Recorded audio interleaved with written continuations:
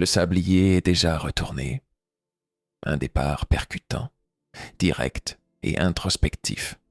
Tu crois peut-être que tu as le temps, que la vraie vie commencera après ce boulot, ce diplôme, cette relation.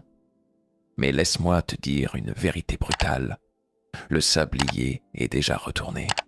Chaque seconde que tu vis est une seconde de moins à vivre. Et pendant que tu repousses tes rêves à plus tard, ce plus tard s'effondre lentement sous tes pieds. La plupart des gens vivent comme s'ils étaient immortels. Ils remettent à demain ce qu'ils désirent profondément, en échange de confort immédiat. Un scroll de plus, un compromis de plus, un silence de plus. Mais la vie ne te doit rien. Ce que tu veux, il va falloir aller le chercher. Pas demain, maintenant. Et tu sais quoi? Ce n'est pas une question de pression. Ce n'est pas une course contre la montre. C'est une invitation à la lucidité. Regarde autour de toi. Combien vivent une vie qu'ils ont choisie? Très peu. Les autres suivent un scénario écrit par la société, leurs parents ou la peur. Mais la vie n'est pas une série Netflix que tu peux mettre sur pause. Tu ne peux pas revenir en arrière. Tu ne peux pas sauter les épisodes ennuyeux. Alors fais quelque chose de radical. Ose vivre consciemment. Pas dans 10 ans. Pas quand tu auras tout compris. Mais dès maintenant. Tu veux savoir ce que les anciens regrettent le plus? Ce n'est pas d'avoir raté une opportunité. C'est d'avoir trop attendu. D'avoir eu peur de prendre un risque. D'avoir vécu une existence tiède, sans passion, sans intensité. Ils te le diront tous. Ce qui blesse, ce ne sont pas les échecs. Ce sont les abandons déguisés en excuses. Alors, oui, le temps était court. Mais il est aussi assez long, si tu cesses de le gaspiller. Arrête de courir après ce que tu veux sur l'instant. Commence à construire ce que tu veux vraiment. Tu n'as pas besoin de tout révolutionner. Tu as juste besoin de faire un premier vrai choix.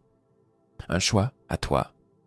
Pas un choix dicté par le regard des autres, ni par ta peur de décevoir. Tu n'es pas ici pour durer éternellement. Tu es ici pour marquer, pour vibrer, pour aimer fort, pour tomber, pour te relever. Et surtout, pour ne rien regretter quand le rideau tombera. La perfection n'est pas humaine, et c'est très bien comme ça. Il y a un moment dans la vie où tu réalises que courir après la perfection, c'est courir vers une illusion. Tu ne le comprends pas tout de suite. Au début, tu veux bien faire, être irréprochable, plaire à tout le monde, atteindre un idéal que personne ne t'a réellement demandé d'atteindre. Mais avec le temps, tu rencontres des gens vrais, des gens qui ont souffert, qui ont échoué, qui ont eu honte et qui pourtant ont cette lumière dans les yeux, cette paix. Et tu te rends compte que ceux qui inspirent vraiment ne sont pas ceux qui font semblant de tout maîtriser. Ce sont ceux qui ont accepté d'être imparfaits et humains. La société d'aujourd'hui te pousse à te montrer sous ton meilleur jour. Toujours. Le bon angle, la bonne phrase, la réussite à afficher, les failles à cacher. Mais écoute bien, ce que tu caches te possède. Ce que tu assumes te libère. Tu n'as pas besoin d'être parfait. Tu as besoin d'être vrai. Un jour, un vieux monsieur m'a dit « Celui qui est parfait n'a plus rien à vivre. Il est fini. Il appartient à un musée. » Et ça m'a frappé. Parce qu'on vit comme si on allait enfin se trouver un jour. Comme si on allait devenir cette version idéalisée de nous-mêmes. Mais ce jour ne vient jamais. Et c'est tant mieux. Ce n'est pas dans les moments lisses que tu grandis. C'est dans les failles. C'est dans les ratés, les chutes, les erreurs stupides, les paroles de trop, les décisions mal prises. C'est là que tu découvres ta résistance, ta capacité à aimer malgré tout, à continuer même quand ça n'en vaut plus la peine. Là, tu comprends que vivre, ce n'est pas être parfait, c'est être présent. Et surtout, tu comprends qu'il y aura toujours quelqu'un pour ne pas voir ta valeur. Toujours. Même si tu fais tout bien, même si tu te plies en quatre, tu peux briller de 1000 feux. Quelqu'un, quelque part, préférera rester aveugle. Et tu sais quoi? C'est leur problème. Pas le tien.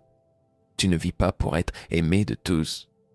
Tu vis pour te sentir aligné, pour te coucher le soir en paix avec tes choix, même quand ils ne plaisent pas, pour marcher dans ta vérité, même si elle dérange.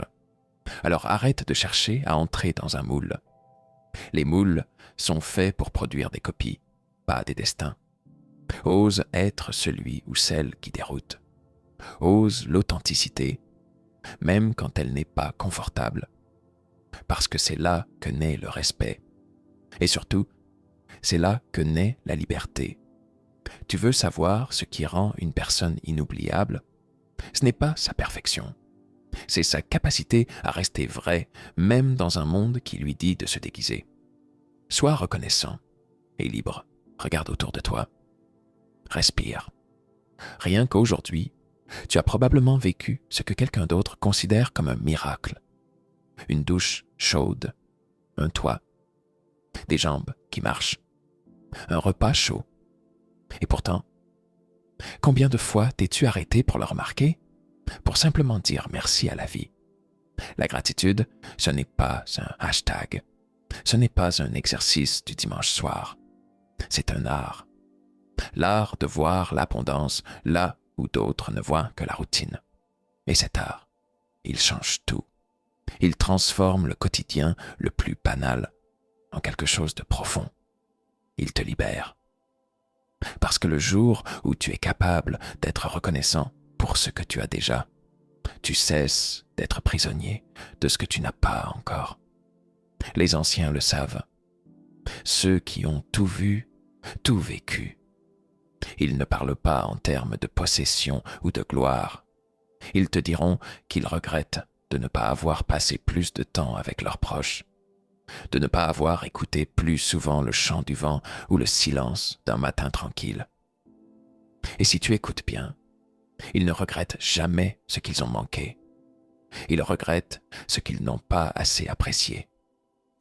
Dans ce monde où tout le monde court, compare, s'affiche, la gratitude est un acte de rébellion.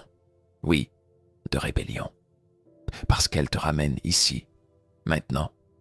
Elle t'arrache à l'illusion qu'il te faut plus pour être heureux. Elle te montre que tu es déjà complet, même si tu n'as pas encore tout ce que tu veux. Et surtout, elle t'éloigne de la société qui veut te formater, qui veut que tu achètes des choses que tu ne veux pas, pour impressionner des gens que tu n'aimes pas. Être reconnaissant, c'est dire « j'ai assez, je suis assez, et je ne vous dois rien ». Mais attention, la gratitude n'est pas de la passivité. Ce n'est pas un abandon. Tu peux très bien vouloir plus, viser haut, poursuivre tes rêves avec une énergie furieuse, tout en étant profondément reconnaissant pour ce que tu as déjà. C'est même ça, le véritable équilibre. Courir avec le cœur plein et non vide. Tu vois, celui qui n'est jamais reconnaissant est condamné à une quête sans fin. Il ne célèbre jamais rien. Il n'atteint jamais vraiment. Il consomme des moments comme on consomme des produits, vite, sans savourer. Tandis que celui qui cultive la gratitude transforme chaque moment en richesse. Et plus tu pratiques cette gratitude, plus tu attires les bonnes choses. Pas par magie, mais parce que tu deviens attentif. Tu ouvres les yeux. Tu vois des opportunités là où d'autres ne voient que manque. Tu rayonnes. Et ce rayonnement, il est contagieux. Alors commence par un merci. Un vrai. Pas un merci jeté à la va-vite. Un merci qui vient du fond. Pour ce corps qui tient bon. Pour cette vie imparfaite mais vivante. Pour cette seconde, ici, maintenant. Car si tu n'apprends pas à dire merci aujourd'hui, tu risqueras de crier au vide demain. Arrête de te comparer, commence à avancer. Tu veux savoir ce qui te vole le plus de temps dans ta vie? Ce n'est pas Netflix. Ce n'est pas les réseaux sociaux. Ce n'est même pas ton job. Ce qui t'empoisonne le plus, c'est la comparaison. Tu regardes autour de toi. Lui, il a déjà réussi. Elle a trouvé l'amour. Eux, ils sont plus jeunes, plus beaux, plus riches. Et toi, tu restes là, à scroller leurs vitrines pendant que ta propre maison brûle. Mais laisse-moi te dire un truc très simple. La comparaison est une arnaque. Personne ne commence au même point. Tu ne sais rien du passé des autres, de leur lutte, de leurs sacrifices. Tu compares ton chapitre 2 avec leur chapitre 20. Tu compares ton backstage avec leur vitrine. Et pendant que tu fais ça, tu oublies le plus important. Ton chemin n'appartient qu'à toi. Ce n'est pas parce que quelqu'un a commencé avant toi qu'il est au-dessus de toi. Ce n'est pas parce que quelqu'un va plus vite qu'il va plus loin. Certains foncent droit dans le mur à 200 km/h pendant que d'autres avancent lentement, mais avec clarté, avec alignement.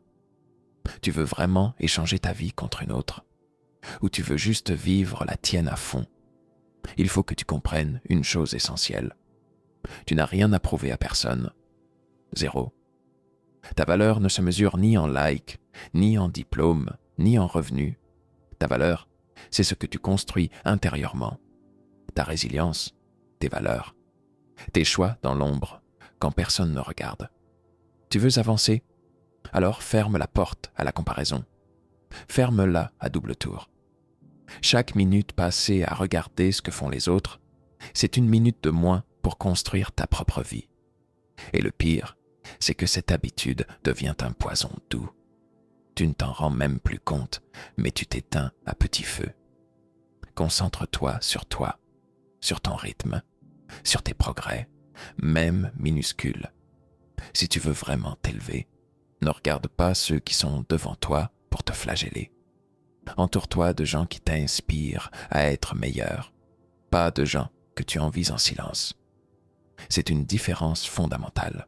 Et surtout, arrête de croire que tu es en retard. En retard par rapport à quoi? À qui? Il n'y a pas d'horloge universelle de la réussite. Il n'y a que des chemins différents. Ton rythme est le bon. À partir du moment où tu bouges, où tu ne restes pas figé dans l'obsession des autres.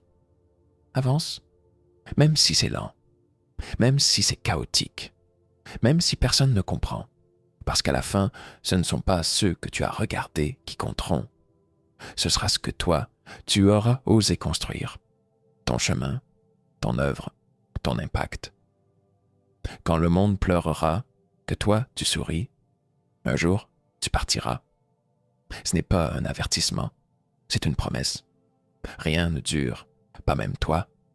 Et quand ce jour viendra, tu ne pourras pas emporter tes succès, ni ton compte en banque, ni tes diplômes, ni ton image.